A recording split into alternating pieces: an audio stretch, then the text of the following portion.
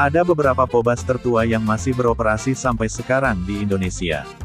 Nama-nama seperti Damri, POMTHALS, atau Safari Dharma Raya sering masuk dalam daftar PO-bus tertua di Indonesia. Namun, bus mana yang paling tua dan masih eksis sampai sekarang? Bagi yang tidak tinggal di Sumatera, sebagian pasti masih asing dengan perusahaan otobus PO, naikilah perusahaan Minang atau NPM. Siapa sangka, NPM adalah bus tertua di Sumatera dan di Indonesia yang eksistensinya tak pudar oleh zaman hingga sekarang.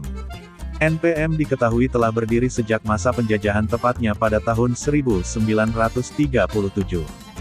NPM terus mengalami perubahan-perubahan hingga berhasil mengikuti perkembangan teknologi dan menjadi bus modern sampai saat ini.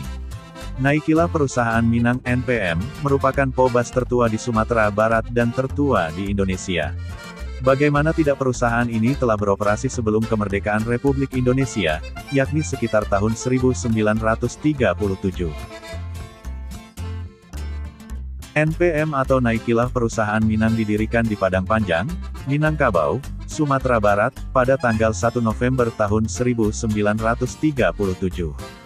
Perusahaan jasa transportasi ini didirikan oleh Bahaudin Sutan Barbangsonan Kuniang yang berbasis di kota Padang Panjang, Sumatera Barat. Bahaudin Sutan Barbangsonan Kuniang awalnya adalah seorang pengusaha bendi atau dokar. Bersama beberapa orang pengusaha keturunan Tionghoa, Bahaudin lantas mendirikan bisnis transportasi modern. Bisa dibilang, perusahaan ini lahir dari sebuah usaha transportasi tradisional. Kini tersebut dikelola oleh generasi ketiga, yaitu Angga Fircansyah Hairul. Pada awal perkembangannya, PO NPM hanya melayani beberapa trayek dalam Provinsi Sumatera Barat. Baru beberapa puluh tahun kemudian, PO ini berkembang dengan membuka rute ke berbagai kota di Pulau Sumatera.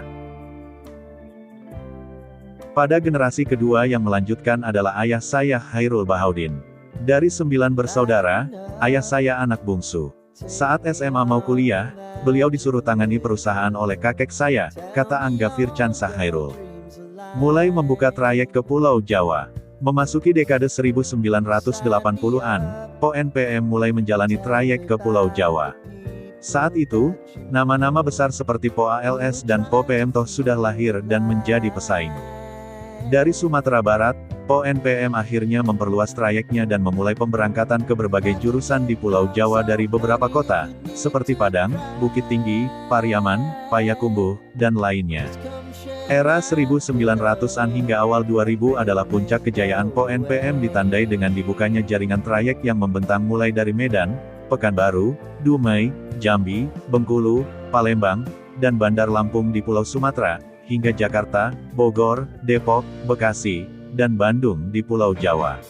NPM juga melayani trayek utama di Sumbar, yaitu Padang Bukit Tinggi. Era 1990-an merupakan masa keemasan transportasi darat.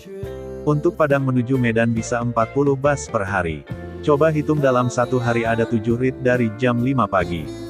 Berarti setiap 5 menit ada bus NPM lewat, termasuk bus-bus lainnya, kata Angga.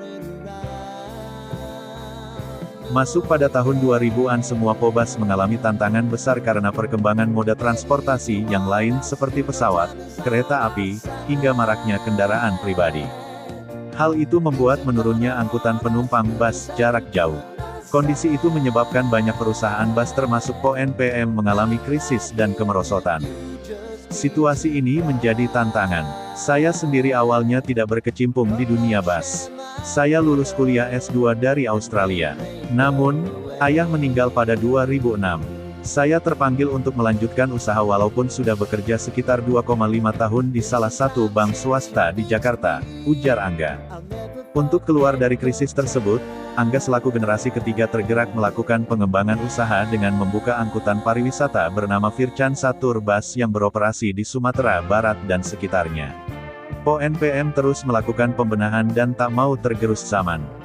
Hingga pada awal 2020 lalu, NPM bekerja sama dengan PO Haryanto dan PO Sumber Alam memfasilitasi penumpang yang akan menuju ke Jawa Tengah, Yogyakarta dan Jawa Timur melalui tiket terusan.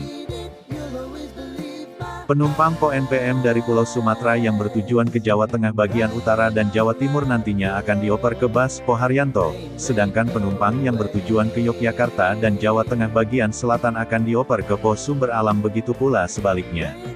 Itulah sekilas mengenai kisah Po NPM, bus tertua yang masih beroperasi sampai sekarang di Indonesia. Semoga video ini bermanfaat untukmu. Selanjutnya bahas apa lagi ya?